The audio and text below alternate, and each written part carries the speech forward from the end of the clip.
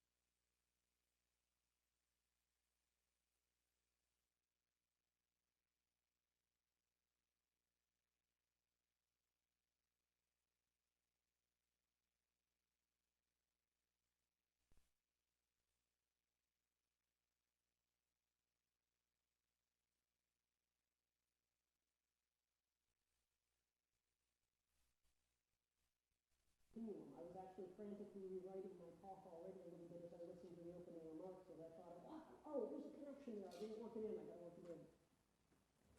As I start, I just want to point out that what I'm going to be talking about today is information that came up as I developed this year's annual Trends Watch report. This is a yearly report that I prepare, taking a look at what's going on in the world and how it's affecting museums. I am putting these logos up on the screen right now to thank these firms, PGAV Destinations, Alexander Haas, and Blackbaud, because these are the supporters that enable me to make this a free e-publication. So you can download this from the AAM website if you like following up the talk. As a matter of fact, almost everything that the Alliance does through the Center for the Future of Museums is free in order to promulgate this information as much as possible. So what I try and do is make sure that as I do foresight, as I do forecasting, as I do scenario development, as I point out what's going on in the world and how it would affect us, I try and make sure you can in fact read over my shoulder as I'm reading and thinking. So for example, we have a weekly e-newsletter, Dispatches from the Future of Museums, where you can see some of the stories I've been reading each week. We have a blog where we get commentary both from myself, my colleagues, and people in the field about what's going on in museums, what's innovative, what's new. Twitter account, and if you are tweeting, thank you very much. You can always tag it with @Future of Museums, and it'll be picked up by my staff and by the Alliance. And we also have, sorry. This isn't working? You want to use this instead? Okay, we're going to switch. One moment while we switch our, okay, audio stream. Okay, kick me if I get too far from the mic, because I'm really bad at being tethered to these things. All right. Oh, I would love that one. Thank you. Can we go to the portable mic? Awesome. Yeah, it sounds really muddy. Okay, how's this? Yay! Now I can be Oprah. You just have to remind me if it's getting too far from my mouth. Okay, so I want to start today with a little introduction to what the work of a futurist is. As far as I know, I was basically the first museum futurist. I kind of invented it, which was great because nobody could tell me I was doing the job wrong. But it builds on a long tradition of there actually being people who are professional futurists, many of whom work for the energy industry, they work for technology industry. So I'm adopting proven techniques, and I'm just bringing them over to the museum field where they sound cool and new, and I get credit for it. One of the key things, first of all, when I go to dinner parties, I'm sure you all get questions at dinner parties that you hate about your job. My least favorite one is, so tell me what the future is going to be.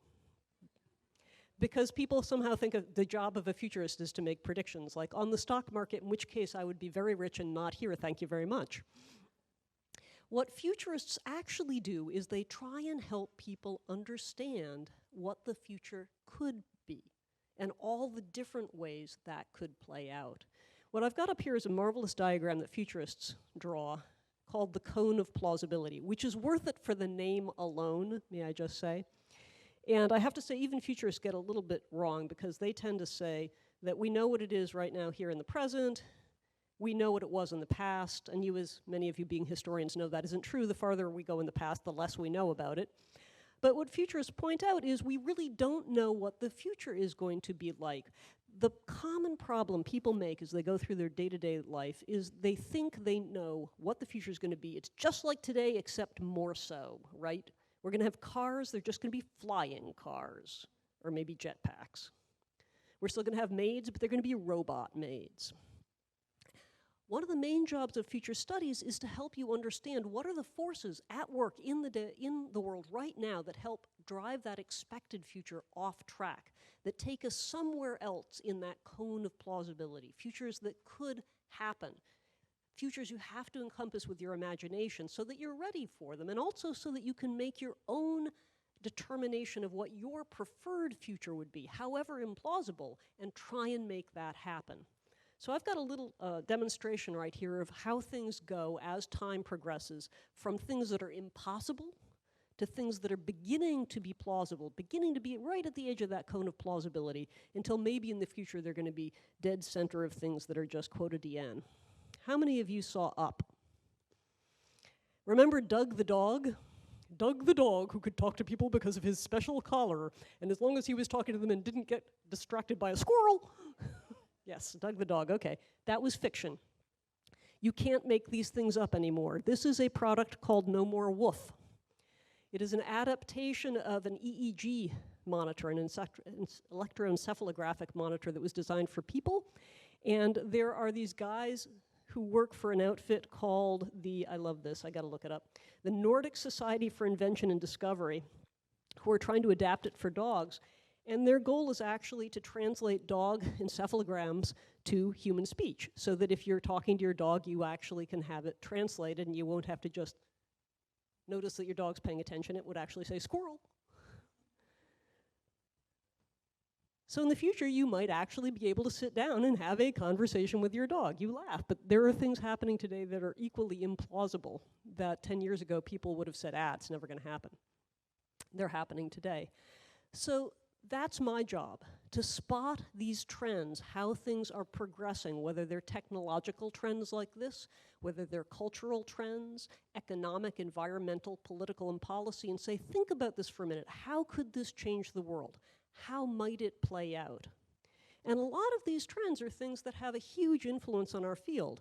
So for example, just look at demographic trends. That's something that's very clearly influential for the cultural sector in the US.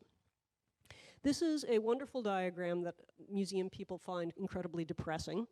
The top row is showing the demographics of the US at the turn of the last century, early 1900s, where about 1 in 10 people in the US were non-Caucasian. And you can see slow growth and diversity. So 25 years ago, that had doubled. Suddenly 2 out of 10 people in the US were quote-unquote minorities.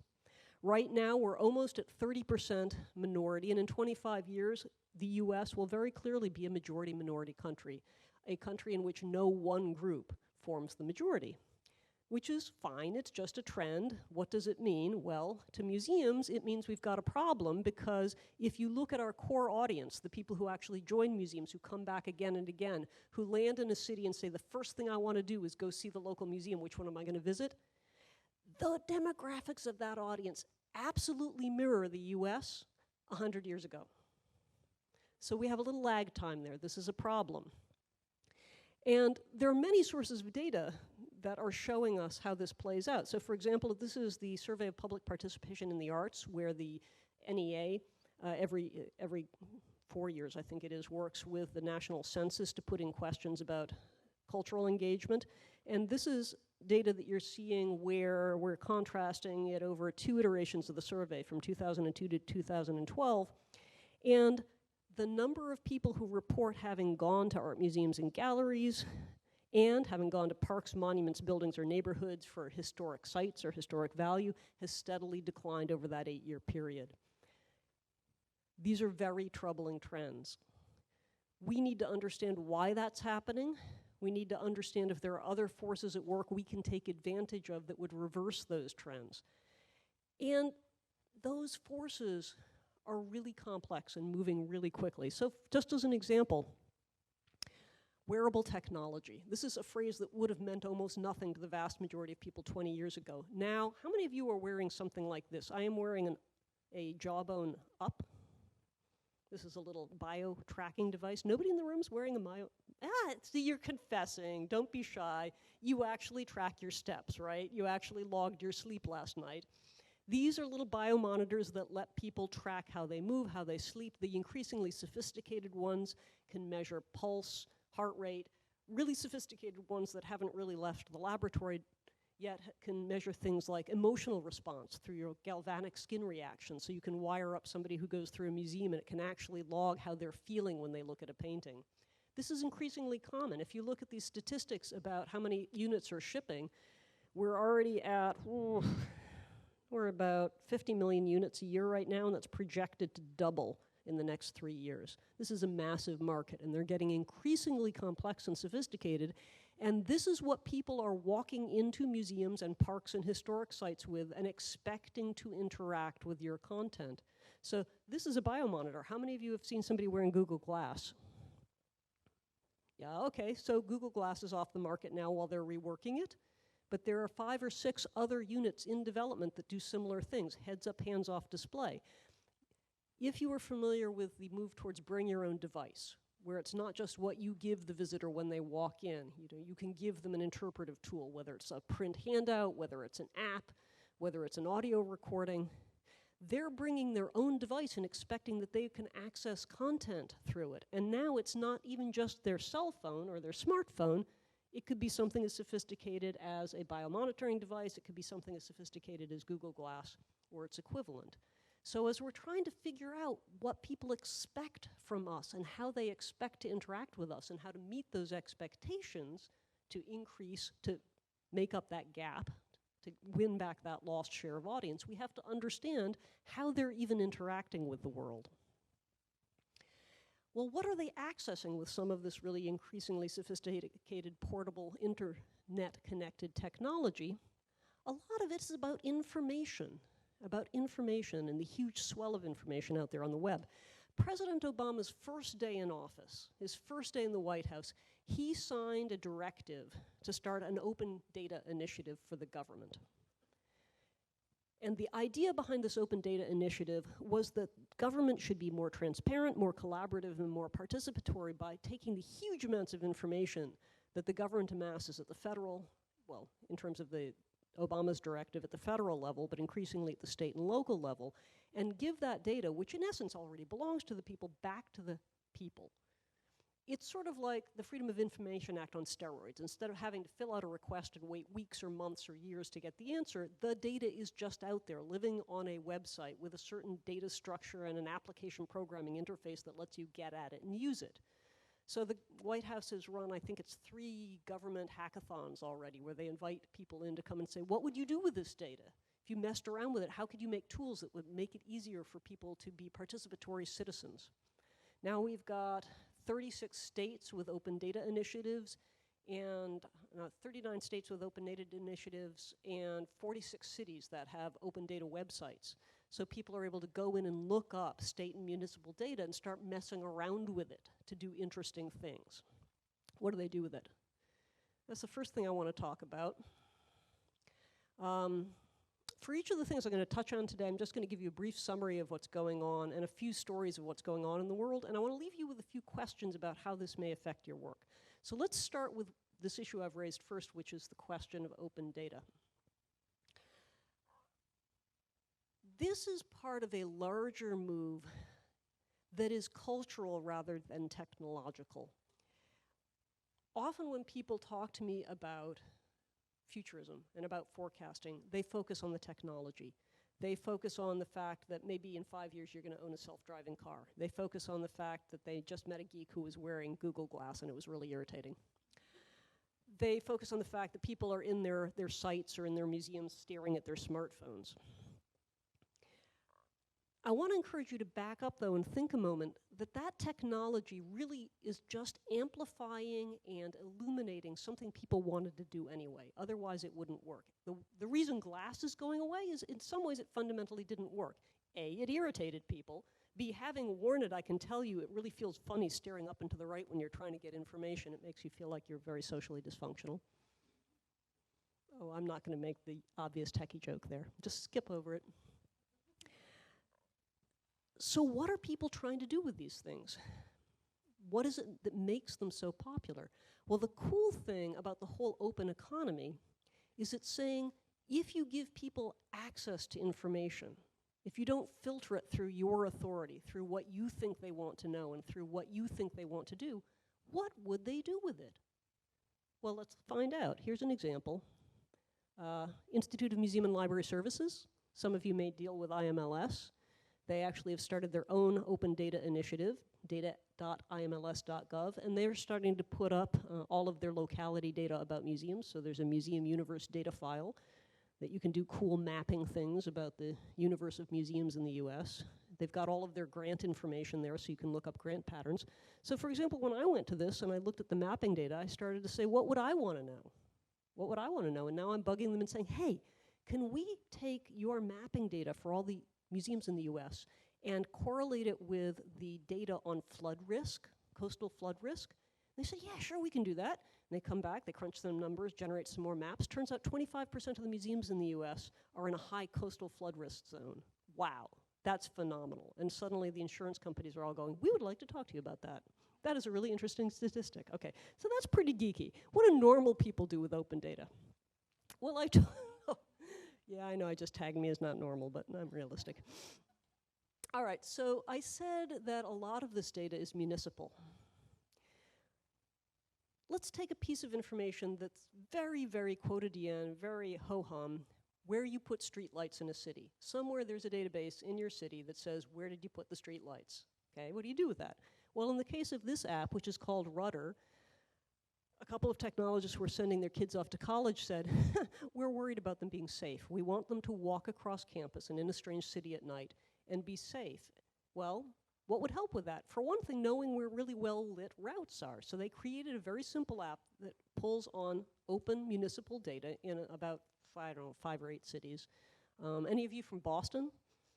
It's available in Boston. It's available in Washington, D.C., so you could try it out. Basically, if I'm in a city, part of a city at night, and I want to get somewhere else, and I want to say, what's a safe route that I could watch? You bring up the app. It pulls on the open government databases about lighting, and it says this would be a well-lit route.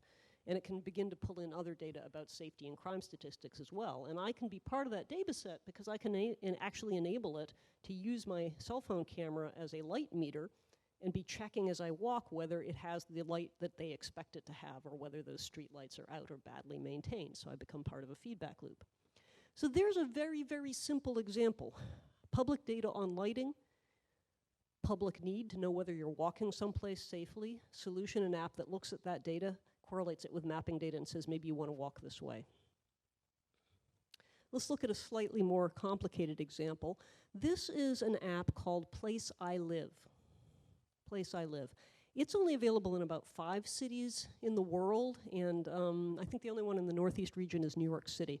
What they do is it looks at a slew of open data sources, many of them government, but some of them not. And they say, let's say you're moving to that city and you want to decide where to buy a house. You might care about the quality of the schools. You might care about access to public transportation. You might care about whether there are green spaces nearby or whether there are museums. And they pull all this in and they created some algorithms to begin calculating quality of life. And they're very transparent about how they do those calculations, so you can see what's behind the numbers. You may disagree, but if you see how they're crunching them, you can take that into account. So for example, for this address in New York City that they use, they're putting up their calculations for livability. So let's see, I'm going to bring this up where I can see it too.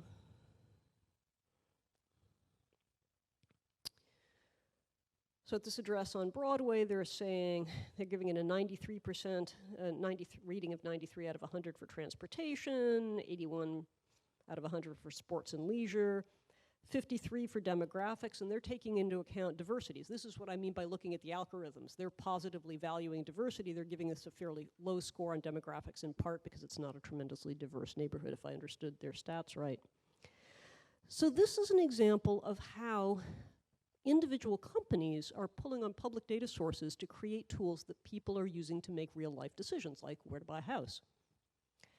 And right now, there are about 500 companies in the US, at the last count I could find, that are pulling on open government data to create tools like this. And open government data as a whole is estimated to be creating about $1 trillion, generating $1 trillion in income or value each year from the US economy. This is huge because that data has real value. People are using it to do things that they're willing to pay for. The other reason I wanted to point to this as an example is because it hits close to home. I want to point out that tools like this, and this tool in particular, are drawing on data about our work. In this case, the location of amenities like museums, historic sites, green space. They're getting that from data sets that may or may not be correct, right? I actually found some things in here that appear to be entirely fictional museums that I'd like to track down at some point. There's a mattress museum in San Francisco I don't believe actually exists, though I'd like to go. I'd like to go sleep on it. This leads to one of the takeaways I want you to take. First of all, realize that you're generating tons of data in doing your work, and you ought to be thinking of that data as an asset that other people may find to be valuable. So we need to be thinking about what data we're collecting, how we're making it available to users, what strictures, if any, we put on it, and we have to keep in mind that by encouraging people to use it, we can find out a lot about what they want from us. So this is sort of the ultimate listening to your user. When you put your data out there and you say, what's interesting about it, what would you do with it, you find out, because people put the time and attention, either as hobbyists or as entrepreneurs, into creating applications that actually say, this is what I wanted to know about you, or this is what I wanted to use your information for and how I wanted to interact with you. And to my point about the mattress museum, the fact is, whether or not we did this on purpose, a lot of this data is out there and people are going to use it. Whether or not it is correct and whether or not we intended them to use it. So we have to start managing our data footprint just the way that we managed any other aspect of our reputation and our assets. So this huge invisible floating world that is increasingly illuminating how people want to interact with us. All right, I'm going to go from that, which seemed extremely abstract and technological, to something that's extremely human, but related in some ways. which is how people are making decisions about who we are, whether we're good institutions, whether they trust us, and whether they want to do business with us as visitors or as donors. And this is a trend that is about essentially ethical consumerism. When's the last time any of you walked into a Whole Foods? Who's gone into a Whole Foods in the last month? Okay. How many of you have joked about it being whole paycheck? Yeah, okay. They tried to rebrand themselves actually in the past year as Whole Values, because they're saying the reason this is expensive is because we actually embody values into our food chain, into who we buy from and how we prepare it, how we transport it. This is an example of the fact that people are really beginning to be aware that any transaction in life, the most everyday transaction about where I buy my lunch or where I bought the clothing I put on this morning, has ethical ripple effects. You know, if this is made of cotton, where was that cotton grown? Who was harvesting the cotton? What was the economy?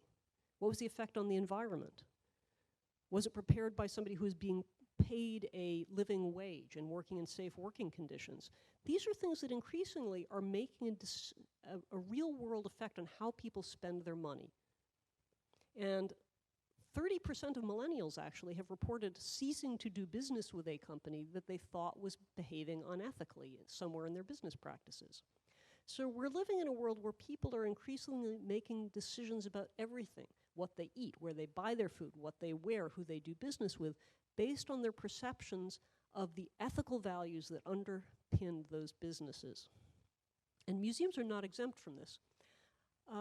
But neither are really mainstream businesses that you might not think of as going around primarily driving their business practices by how they're going to save the world. So McDonald's, now granted, McDonald's has been struggling a bit for whatever reason. They've actually had some quarters where they lost money.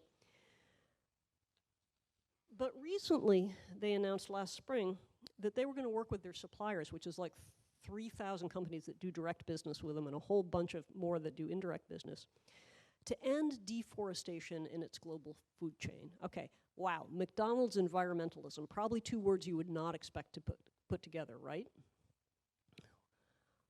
Well, what's the connection here?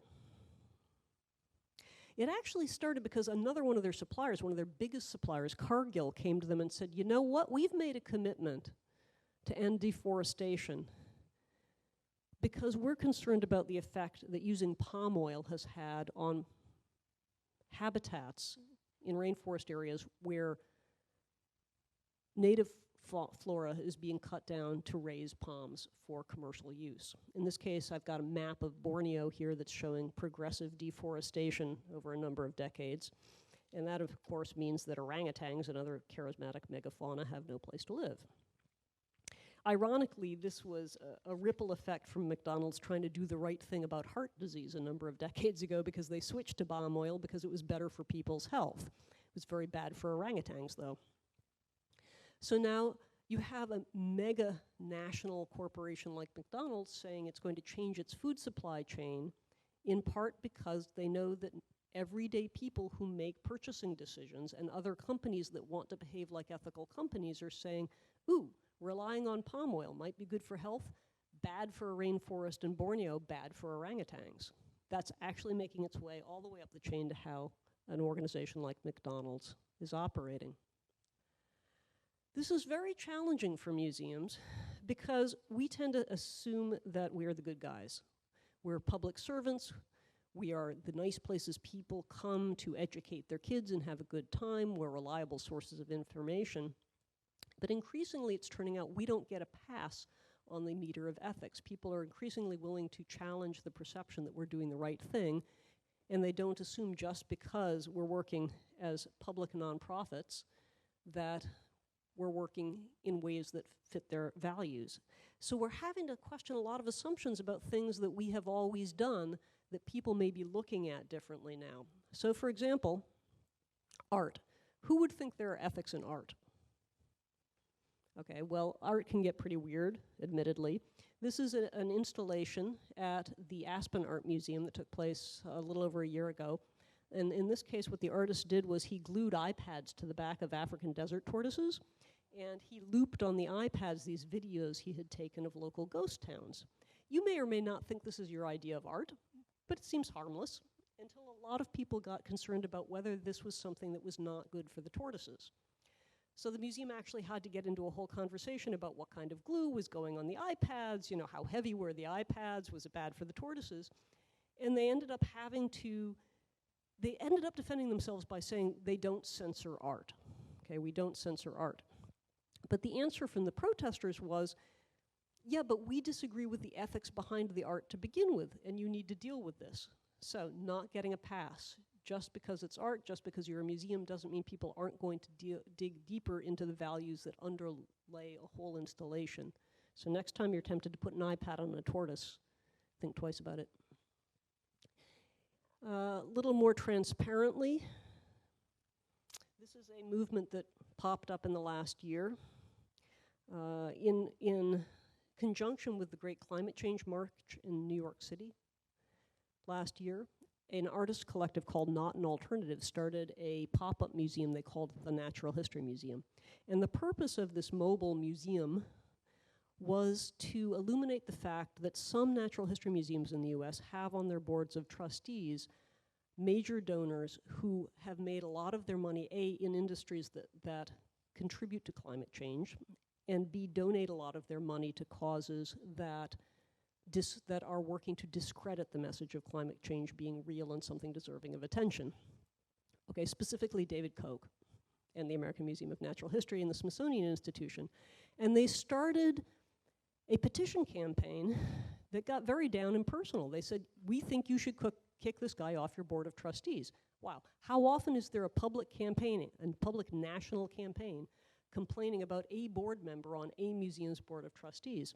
So they started a petition campaign, and they wanted to get, 250,000 signatures?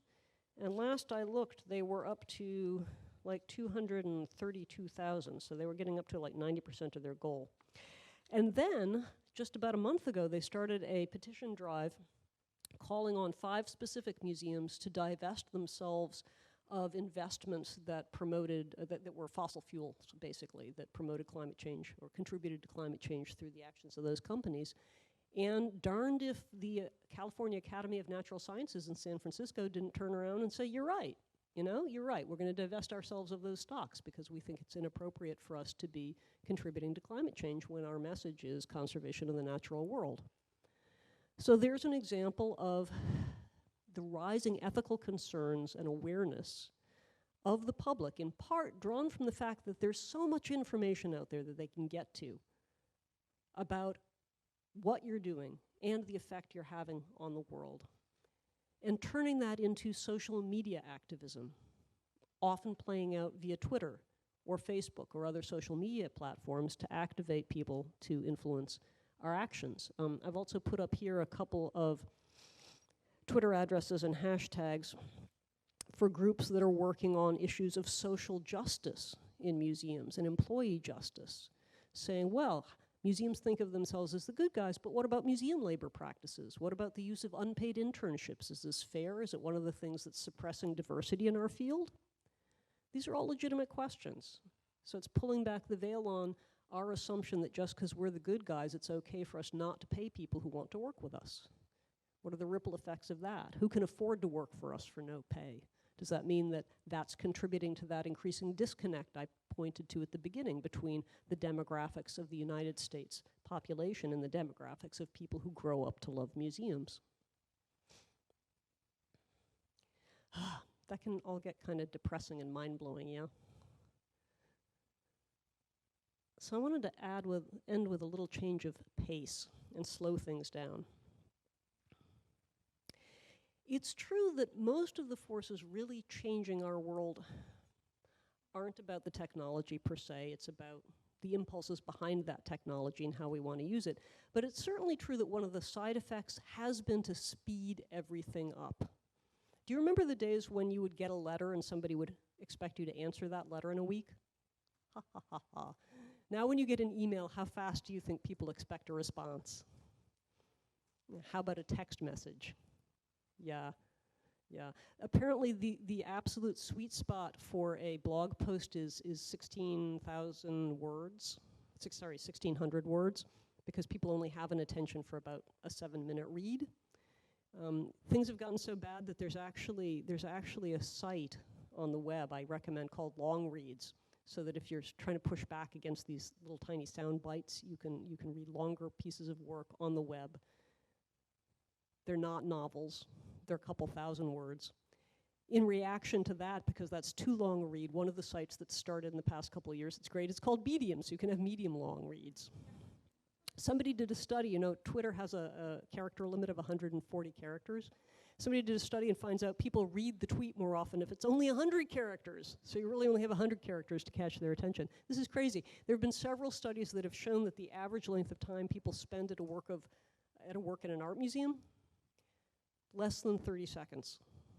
Less than 30 seconds. What kind of impact are you having in that time? So for heaven's sakes, one of the things we might be able to do as cultural institutions is to help people slow down, is to combat some of these trends that we're seeing that are driven by technology, that are driven by changing cultural expectations at how much information we have to take in and how fast. And luckily, sometimes culture is uniquely suited to doing that, but we have to think about it. I found one of the barriers I've gotten talking about slowing down and encouraging people to enjoy things in a more leisurely pace. When I talk to museums, they said, well, yeah, that's what we're all about. But that 30 seconds at a work of art tells us right there, we don't automatically slow people down just by being a natural outdoor site or by being a place that presents them with great art or history. We have to think intentionally about how to create those slow experiences, about how to help people disconnect. And it's not always easy. One of the projects I wrote about in TrendsWatch 2015 that I really loved is a project called The Slow Library, which is by an artist called Katie Patterson. And she's trying to make people think in the long term about literature and reading by starting a library that's going to be made up of books that are printed on paper that will be made from trees she planted last year and are going to harvest in 100 years. So each year for the next 100 years, she's commissioning a book from an author. The first one was from Margaret Atwood.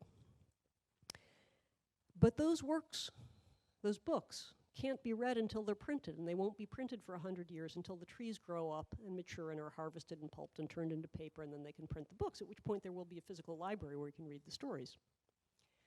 I love that. I love that for a couple of reasons. First of all, and here I'm going to circle back to the opening remarks of our first speaker who said, we, meaning you guys, are in it forever, in it for the long term. It's not just about making people today slow down and think about the experience they're having, it's helping them think about future generations. Katie Patterson is challenging authors to write to people who haven't been born yet, to say something that's going to mean something to that audience in 100 years. And in many ways, we have the same challenge because the decisions we make about how we create our institutions, how we design and plan, are going to affect audiences who aren't born yet, and we don't know what they're going to want to see. We don't know how they're going to be different from us, but we can start thinking about it.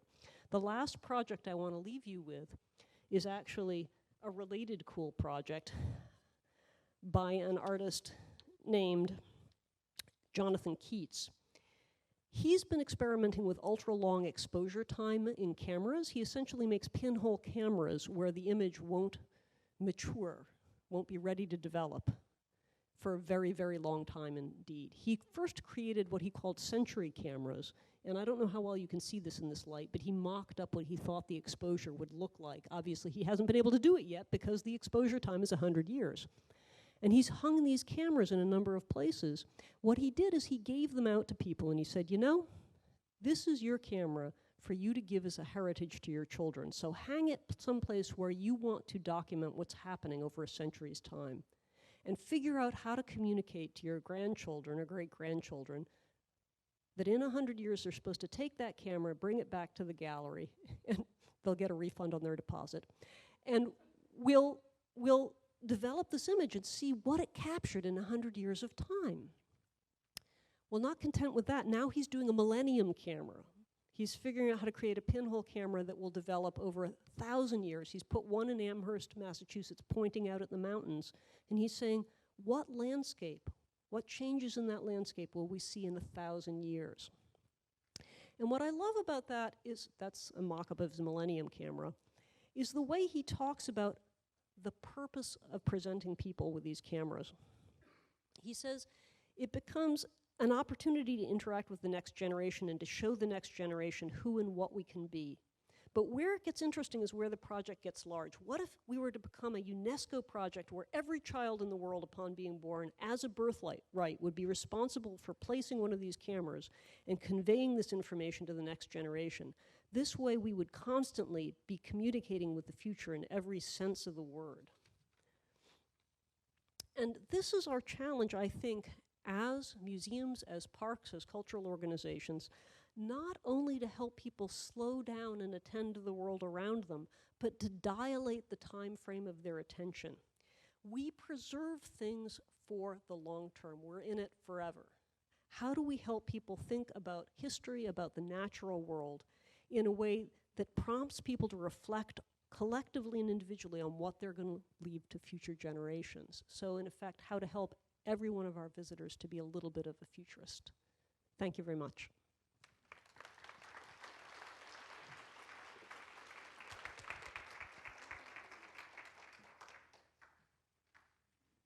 You take that, and I will go back to the podium. Any questions? Nobody's going to ask me how to invest in the stock market? Yeah.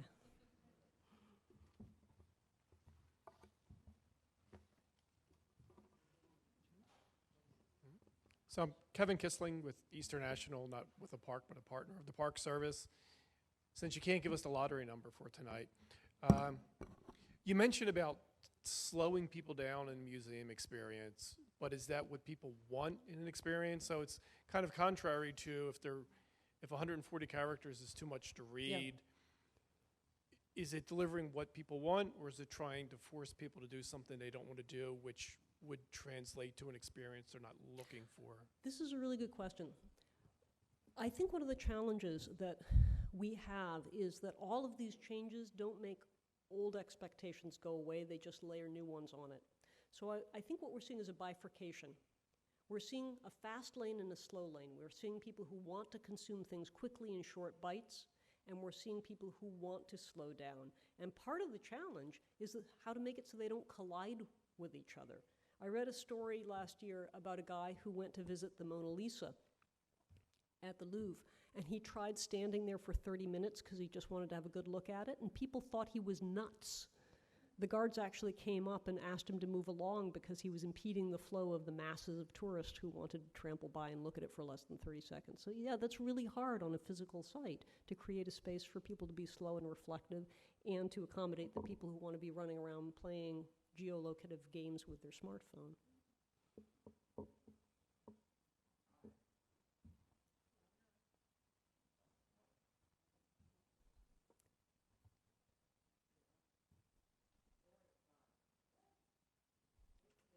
So you can speak really loudly.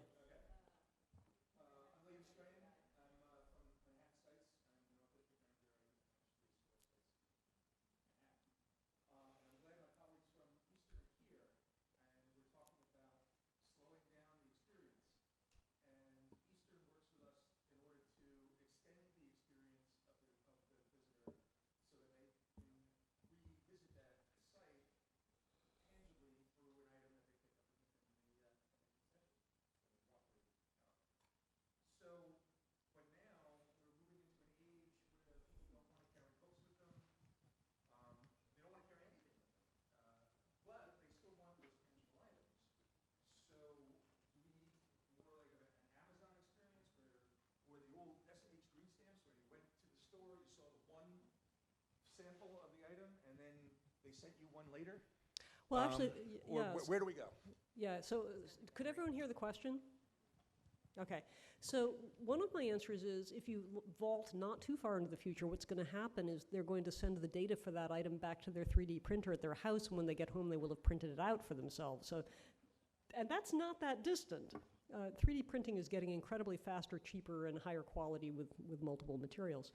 In the shorter term, I think a lot of it is the fact that you can connect with people, whether it's through a smartphone, whether it's through a digital device like this, so that they can send their preferences to a third party, whether it's the museum equivalent of Amazon or some group purchasing site, because they want it to be seamless and they want it to be frictionless. How many of you have gone to Disney and used the Magic Band? Okay. Disney has created a Magic Band, which is the key to experience at one of their sites, and they're expanding it to the other sites now, where you get it in the mail before you arrive, you program it with all of your preferences and what you want to do, and suddenly it takes away all the friction. So, for example, you show up at the airport and your luggage magically goes to your hotel room. You don't have to stand at the conveyor and wait for it. You show up at the rides that you've asked for, and it tells you when to arrive when there's not going to be a line. You go to a food service site, and instead of having to wait to be seated and look at a menu and place an order, you could have taken care of all that, so you just sit down and they come and they say, and here's what we know you want to eat. And again, you can do things like indicate what it is you wanted to buy as souvenirs and have it delivered back to your hotel room. And I think as more and more commercial sites and vendors give people that experience, they're going to expect to get it from us as well. Now, the good news is the cost of all those things are coming down because it's the companies doing the expensive R&D to actually figure it out. And then as it becomes replicated and scaled up, it gets less and less expensive for people like us to adopt. Catherine Bergaw, Chesapeake and Ohio Canal National Historical Park. It kind of dovetails with your question, is you've given some great commercial examples and models. So I was wondering if there are some examples in the museum world that have been in the past very traditional and have now kind of embraced these futuristic initiatives. I am so glad you asked. So I'm going to turn the spotlight on the Dallas Museum of Art. Dallas Museum of Art, which invites you to take a free membership. A few years ago, that would have cost you $100. They did the analysis, and their incoming director, Max Anderson, said, this is crazy. It costs us more to service a basic membership than we get from the $100. Let's give them away for free. Except, and this is where it gets brilliant, it's not really free. They ask you for a few little pieces of data that are really valuable. They ask you for how they can text you on your cell phone. They ask you for your zip code and a few other pieces of basic information. Suddenly, they're in the game of data as currency. As I move through that museum, there are these little QR codes on the gallery walls, and I'm invited to scan in and say, ha, I scanned into the Asian gallery, I scanned into the African gallery. And as I do that, I'm collecting points. And I can redeem those points for free parking. I can redeem those points for a discount at the store. If I get enough points, I could have dinner with Max Anderson. Hi, Max. In return, the museum's getting masses of data about who's coming, exactly what they're doing in the museum, how often they're coming back, and what they value about the offerings that they're willing to redeem those points for. So they've gotten incredible demographic data, both about the number of people who became members when the membership became free, and exactly how those people are interacting with the museum. And then they go to the local foundations with that data and say, look at who we're serving, and look at how deep our reach is and how deep our engagement is. And then the philanthropic foundations say, oh, cool, we'd like to give you money because you're doing a good job. So there's an example of a museum using data as currency, gamification, and data mining to create a new economy for the way they do their work.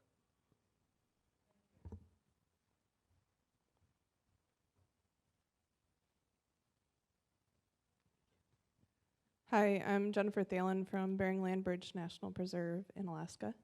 And you talked about ethics. And for the 99th birthday celebration, I saw on social media different rumblings about how the ethics of the creation of some of our parks. And I live in a place where it's still a pretty hot button topic, where there's a lot of Alaska Native people who still have a lot of resentment towards that. Mm-hmm. And I'm curious, in the museum world, is there examples of how that's been addressed, or things that have been used at all to kind of bring that discussion forward and start to maybe figure that out a little bit more. Yeah, with varying degrees of success. So if I understand what you're referring to, because I think I've been following those articles as well, the ethical challenge to the fact that these great national heritage sites we have, like the national parks, sometimes were achieved by displacing native peoples. So it wasn't like it was empty to begin with, it got taken away from somebody. I think that the equivalent with more traditional collections-based museums is whether those collections were collected in a way that was, even if it was legal, was it ethical? What is the moral ownership that people have over material culture when they may not believe in or have bought into the laws that made that collection or that transfer possible under the current Western legal code? And it's difficult. Here's a very specific example, since we're sitting in this particular museum, Nazi-era assets. So yes, there are laws about when you can ask for the return of material that was illegally appropriated by the Nazis during World War II. There's also a principle called laches that's basically a sort of invoking a statute of limitations, saying, well, yes, we know that this was confiscated by the Nazis and we know that your family has title to it, but haha, too late, that information was out there and you didn't do anything about it, so we get to keep it. And the ethical guidelines in the art museum field is, yeah, you could do that legally, but don't, because it's a bad thing, guys. Don't invoke laches even if you can. You should give it back. And you should have good faith negotiations with a family about whether morally they have standing to take it back, not just whether legally they have standing to take it back. So it's very fraught, because it's always nice to be able to fall back on the law, because there are judges and there are lawyers and there's lots of case law that can try and help you parse out what's right. But that doesn't necessarily make it right, it just makes it legal. So it's a tough conversation. This is Laura Harvey, and I'm stealing the mic for a question. What about the digital divide and the fact that we have huge inequality in our country, and like that data mining in the example of the Dallas Museum does not capture those who would not occur to even come. And that is an issue for the Park Service. Yeah. So I just wondered what your thoughts are on that. Yeah, the digital divide is a hard one. And let's go back to what I said about the old stuff doesn't go away, we just add to the complexity. So there's the good news and the bad news. The bad news is, yes, it's a small percentage of people in the US who have the economic ability to be walking around with the latest Apple devices, right? So if all you're doing is designing apps that work on these, you're being exclusive. On the other hand, there are parts of technology that are incredibly accessible and widespread. So for example, the percentage of people who have a basic mobile phone is huge. So go to a place where the digital divide is even bigger. If you go to Africa, it's turning out that there's tremendous advances you can make, for example, in micro-lending or in literacy by figuring out how to deliver that information through a basic cell phone, not a smartphone. And there's a ton that you can do. I met one young man who runs a literacy program for Africa, delivering short stories, basically, that can be read by kids over their cell phone without having large data charges. There's a program that helps farmers by delivering daily weather forecasts and market updates that help them know when to plant what crops and where they'll get the best price for it if they take it to market.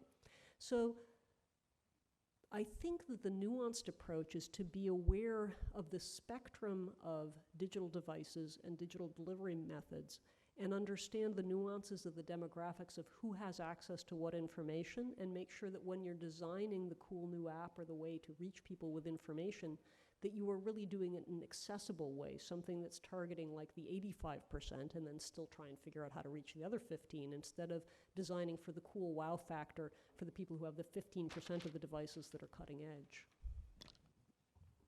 Good afternoon. I'm Blanca Alvarez-Stransky, the Deputy Superintendent of George Washington Memorial Parkway. And I have to tell you that I think everything you presented has been absolutely wonderful, and thank you for that. However, I have a little personal dilemma that I need to share with you. When we were designing visitor centers at Denali National Park, there was a group of my interpreters who said, you know what?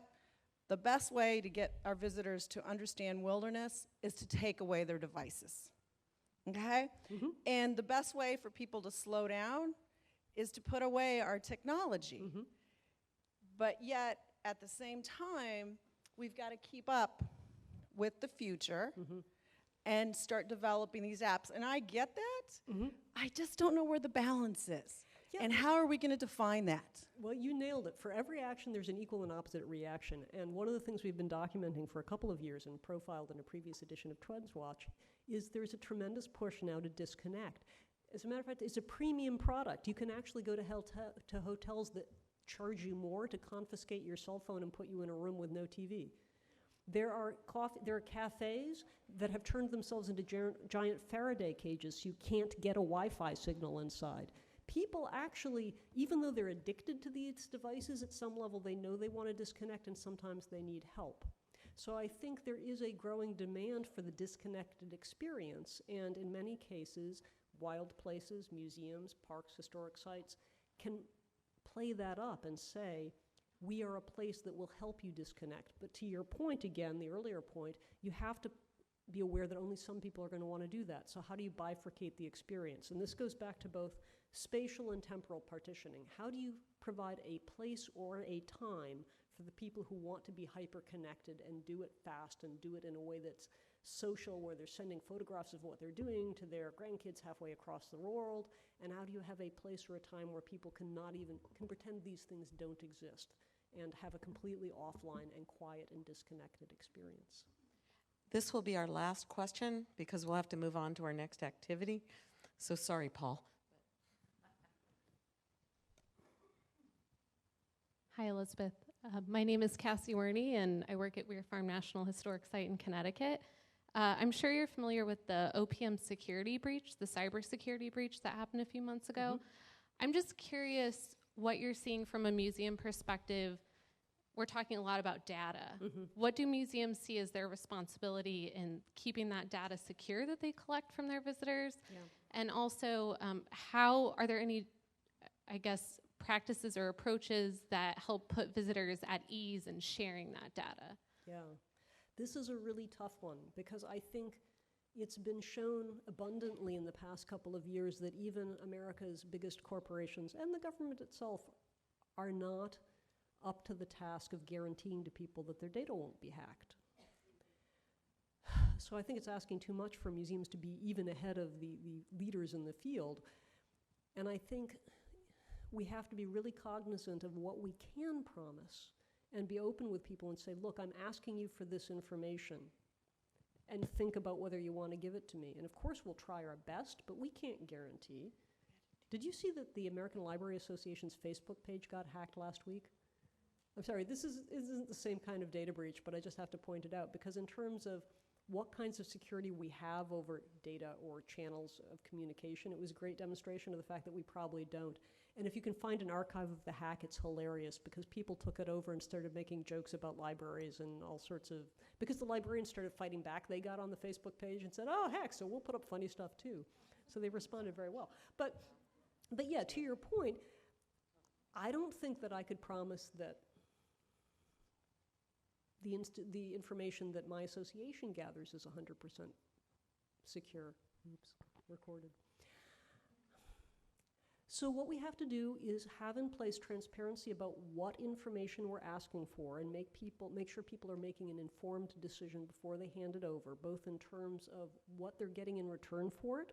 You know, if you give me this information, I think it will improve your experience because, and not be unrealistic about what we can promise. We have to try and keep up with the latest security advances, but we also have to have backup plans and know that just like there could be a flood tomorrow that fills the basement, there could be a hack tomorrow that releases that data, and what are we going to do about it to pick up the pieces? Great. Well, Elizabeth Merritt, thank you very much.